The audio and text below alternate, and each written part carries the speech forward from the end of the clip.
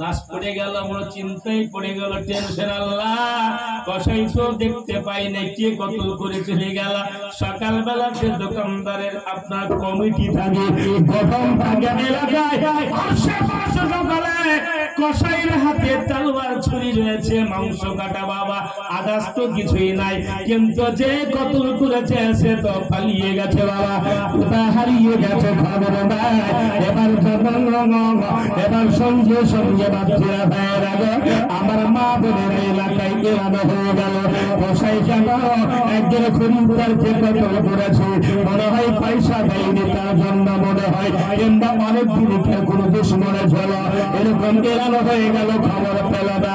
আল্লাহ তার সঙ্গে সঙ্গে কসাই বলে, বাবা রে আমি কতল করি নাই, তবে কে করেছে বলো।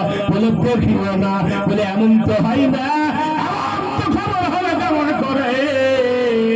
এমন করে হয় না, তবে তুমি বলো, বলো তুমি যদি জেনে থাকো বলে দাও, আমি একবার শোনা নেব। বলে না না, আমি দেখি নাই, জানি নাই, শুনতে আমি কিছুই বুঝতে পারি নাই, আমি ওজন করতেছিলাম, এই মুহূর্তে অবস্থা হয়ে গেছে। সঙ্গে সঙ্গে মুসা কালিমুল্লাহ আলাইহিস সালাম তাসলিমান কাসীরা রাত দরবারে যারা বিচার চলে গেল, কসাইকে নিয়ে যাওয়া হলো। নিয়ে যাওয়ার পরে এবার বাচ্চারা হয়ে গেল, এবার কসাইয়ের বিচার বসে গেল। কসাই তোমার কোন সাক্ষী আছে? বলে হুজুর কোন সাক্ষী নাই। বলে কোন খবর নাই? বলে না না না, সঙ্গে সঙ্গে এলার হয়ে গেল। এখনকার জামানায় বাবা রে, কাউকে কতল করলে বাবা অনেক টাইমে আপনার বিচার অন্য কিছু নাই, জেলখানায় জেলের মধ্যে পড়বে। আর পয়সা বাড়া যদি হয়, হাত যদি ভালো থাকে বের হতে টাইম লাগবে না। কিন্তু সেই জামানাতে বাবা এলান হলে ওই কসাইকে যেন আজকে ফাঁসি হবে, ফাঁসির মঞ্চে উঠতে হবে। কারণ হলো হাইরে মা জননী বড় আঘাত পেয়েছিল, মা ওই ব্যথা পেয়েছে মা সন্তানের জন্য। আল্লাহ বিচার তাড়াতাড়ি করে ফেলেছে। এবার এলানো হওয়ার পরে কসাইকে আমার মুসা কালিমুল্লাহ আলাইহিস সালাম তাসলিমান জিজ্ঞাসা করে, এ কসাই বলো বলো তোমার কি কোনো খাবারের ইচ্ছা আছে? বলে ওগো মুসা কালিমুল্লাহ কোনো খবর নাই, কাউরির সঙ্গে মুলাকাত করার ইচ্ছা আছে? বলেন না। কাউকে কাউকে ব্যথা কাউরির উপরে কোনো খবর আছে? বলেন না।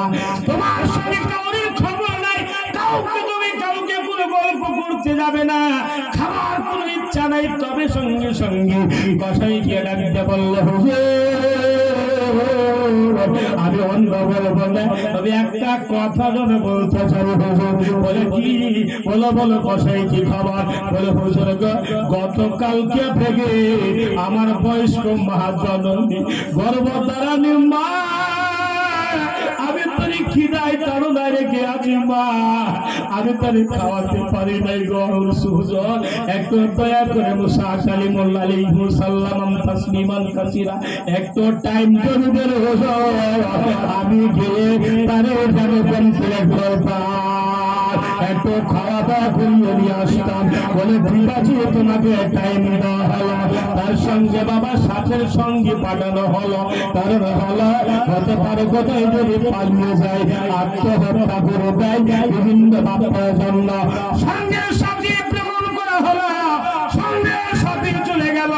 যাওয়ার পরে পরে দরজায় খটখট আওয়াজ দেওয়ার দরকার নাই, মাংস নিয়ে গিয়ে বাপজিরা ভাইয়েরা নিজের হাতে রান্না করলাম মা জননীর জন্য। চোখ দিয়ে জর্জর করে পানি পড়ে গেল। আমার মা জননী বড় আঘাত পেয়েছে গাল্লা, এই ব্যথা তরে আজকে মা বড় আঘাত পেয়েছে। আমার সাজা রেডি হয়ে গেছে, রান্না কমপ্লিট হলো। রান্না কমপ্লিটের পরে এবার মা জননীর কাছে গেল। ওই বাবা ঝুল্লু থেকে সুন্দর করে মাকে নামিয়ে নিয়ে আসলেন কোলে করে। নিয়ে আসার পরে সুন্দর করে গোসল দেওয়া হলো। নিজের হাতে মা জননীকে পোশাকটা পরিয়ে দেওয়া হলো। পরানোর পরে পরে এবার জনবাপজিরা ভাইয়েরা হাজির হয়ে গেল। হাজির হয়ে মা জননীকে সুন্দর করে খাবারগুলো নিয়ে গেল। মায়ের দিকে তাকায় আর মা জননী বলছে, বেটা রে তোর চোখে কেন পানি বলবে তা বলে মা গতকাল দুঃখ পেয়েছিল আজকে মা ভুলে গেছে মার ময়া মমতা দয়াল দিকে লক্ষ্য করে সন্তানের দিকে তাকায়া বলে হে বেটা রে তুই চুকে কেন পানি বল বেটা একটু জানতে চাই বলে মা চলেন বলবো গো মা একটু খাবারটা খেয়ে দাও গতকালকে খিলাতে পারি না তোমারে খাওয়াতে পারি নাই আজকে একটু খাবার খাওয়াবো মা বলে বেটা রে আমি বুঝতে পেরেছি খাবার তো খাবো মা বেটা রে তুমি বলে বলো তোমার কান্না কেন করতেছো কেউ কি তোমারে মেরেছে কেউ কি তোমার আঘাত দিয়েছে বেটা বলে মা আঘাত তো কেউ দেয় নাই আঘাত কিছুক্ষণ পরে পাওয়া যাবে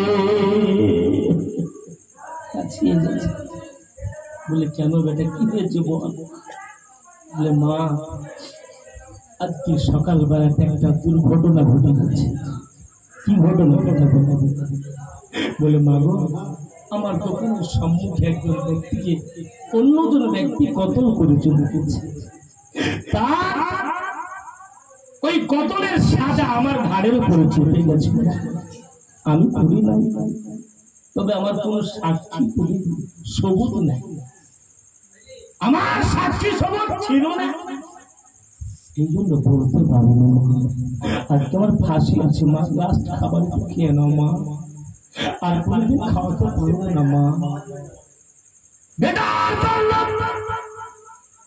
মা নিজে মারতে পারে আঘাত দিতে পারে ব্যথা দিতে পারে যন্ত্রণা দিতে পারে গালি দিতে পারে অনেক কিছু করতে পারে বাপজিরা ভাইরা সন্তানকে কেউ যদি আঘাত দেয় কেউ যদি মারে মা দাঁড়িয়ে থাকবে তুই থাকবে না বলো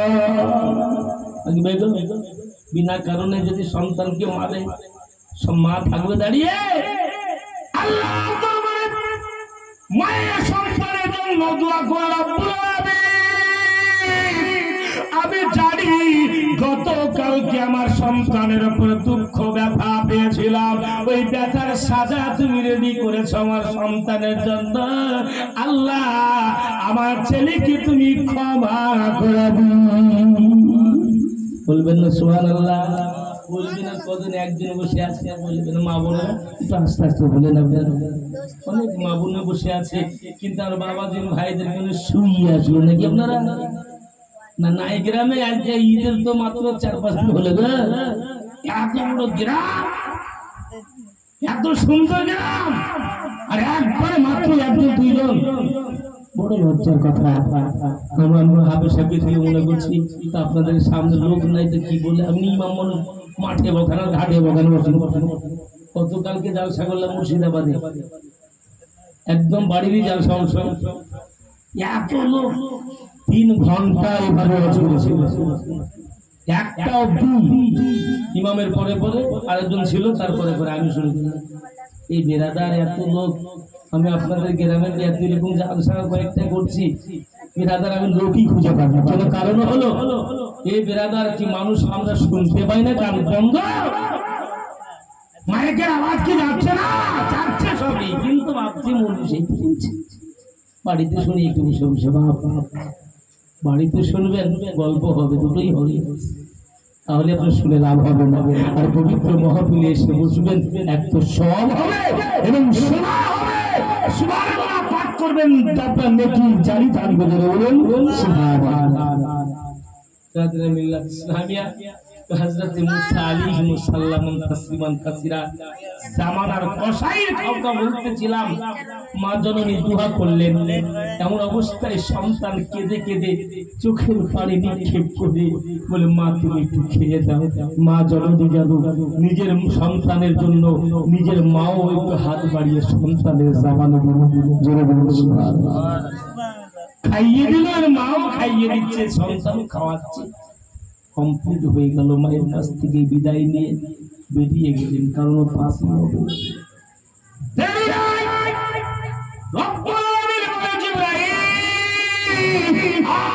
করতে হবে না একটা কাজ করো বলে কোথায় কি করবো?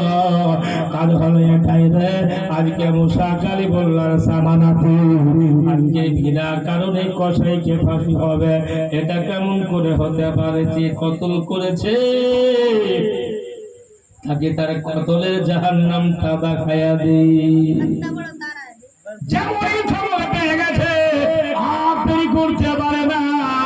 যে ব্যক্তি কতল করেছিল বাবা, সঙ্গে সঙ্গে এবার জনবাদ্যীরা ভাইরা আমার মা বোনেরা এবার যেন চট করে ছুটতে আরম্ভ হবে। বলে কোথায় চলে যায়? আমি আজ বেশি দেরি করবো না। যে আসলে কতলকারী কাতিল সে যেন আর বাড়িতে দাঁড়িয়ে না থাকে, এবার ছুটতে আরম্ভ করলো। কোথায় গেল? দেওয়া যাচ্ছে যেন আমি তো আজকে বিনা কারণে আবার যদি কসাইকে ফাঁসি হয়ে যায় আমি বড় আরো দামি গুনাহগার হয়ে যাব। এই জন্য এবার ছুটে গিয়ে সঙ্গে সঙ্গে মুসা কালিমুল্লাহ দরবারে হাজির হয়েছে। এদিকে কসাইও হাজির হয়েছে।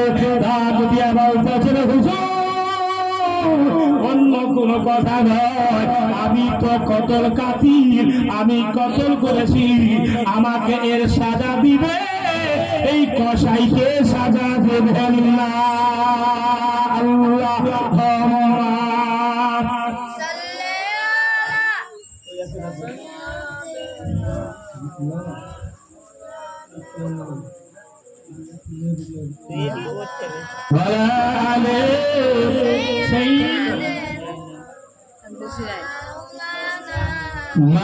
মাওলানা মুহাম্মদ মরতে হবে একদিন তোমায়, তুমি ভুলে না।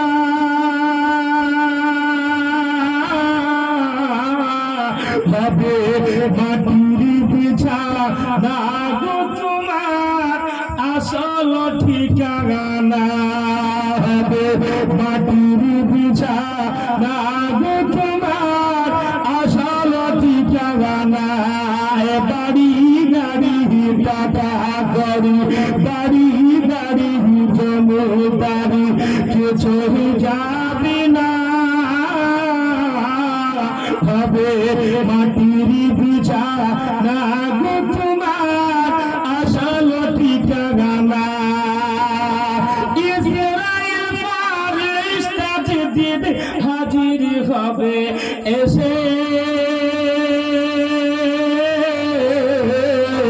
চলো চতুরি চতুরি করো চালবে রবে শেষে, চলবে না সাথীহীনে তোমার, চলবে না সাথীহীনে তোমার কোনই বাগানা,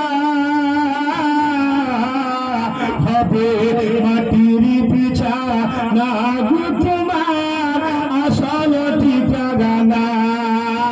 কাঁদবে মাতা, কাঁদবে পিতা, কাঁদবে ভাই বোন, এসে পাশে কাঁদবে বসে আত্মীয় সমাজ, কাঁদবে মাতা, কাঁদবে পিতা, কাঁদবে মাতা, কাঁদবে পিতা, কাঁদবে মাতা, কাঁদবে পিতা, কাঁদবে ভাই বোন, এসে পাশে কাঁদবে বসে আত্মীয় সমাজ, করবে দোয়া খোদার কাছে, করবে দোয়া খোদার কাছে, করবে দোয়া খোদার কাছে, যত মুমিন মুমিনা হবে মাটির বিছানা গো তোমার আসল ঠিকানা, হবে মাটির বিছানা গো তোমার আসল ঠিকানা। আল্লাহুম্মা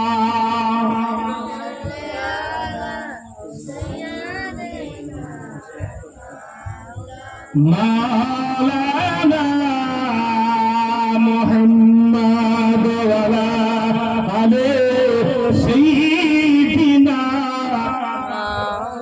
মাওলানা মুহাম্মদ সাল্লাল্লাহু সাল্লামা তাসলিমান কাসীরা। যাই হোক বাপজিরা ভাইরা, বেশি সময় ইমাম সাহেব যদি নিয়ে নেয়, আরো আলেম ওলামা আছে, হাফেজ আছে, কি বলবে আপনাদেরকে ডাকার জন্য কিছু বলছিলাম। যাই হোক প্রায় 10:30 হয়ে গেছে গো, বুঝতে পারি ঘড়ি নাই আমার কাছে। যাই হোক বাপজিরা ভাইরা, আমি আলোচনা করছি ইতি, কারণ হলো বেরাদার, আমাদের সকলকে একদিন মরতে হবে। মরার হাত থেকে রিহাই কিছুই নাই, বেঁচে থাকার নাই, কিন্তু যাবার পূর্বে আমাদেরকে কিছু বেঁধে নিয়ে যেতে হবে। সেটা হচ্ছে নামাজ, রোজা, হজ, যাকাত, ইবাদত, বান্দেগি, আমল, এবং খাস করে বাড়িতে যাদের মা জননী আছে, বাবা আছে, তাদের ইত্তেবা, সেবা, যত্ন করে যাবেন। সন্তানেরা, ছেলেরা, যুবকেরা, যুবক ভাইয়েরা, এবং আমি বৌমাদেরকে বলবো, আপনাদের যেইভাবে আপনারা আপনার নিজের শাশুড়ি মা জননীকে সেবা করবেন, ওইভাবে আপনার মা সেবা আপনার ভাবিরা করবে। তাহলে এই লক্ষ্য করে কখনো মা জননী যেন আঘাত না পায়, অবশ্যই লক্ষ্য করবে। আঘাত যদি পেয়ে যায়, ব্যথা যদি পেয়ে যায়, কিন্তু বেরাদার আমাদের আপনাদের কাউকে ছাড়বে না। বাপজিরা ভাইরা গো, আমি আগে না বাড়ি ইতি করি, কারণ হলো জালসাই বলবো, আর কি বেশি বলছি না। কারণ হলো বলতে লাগলে তো অনেক কথা, জীবনী তো অনেক কিছুই আছে। অনেকদিন আগে আমার মায়ের কথা দুটো একটা কথা বললাম, বলার মধ্যে যদি ভুল ভ্রান্তি ক্ষমা প্রার্থী। ইনশাল্লাহ আবার হায়াত থাকে তো ইনশাল্লাহ হবে। 21 তারিখে আমাদের জালসা আছে, ইনশাল্লাহ জালসাতে হবে ইনশাল্লাহ আলোচনা। তবে আমাদের একটা মন খারাপ, শ্রোতা খুঁজে পাচ্ছি।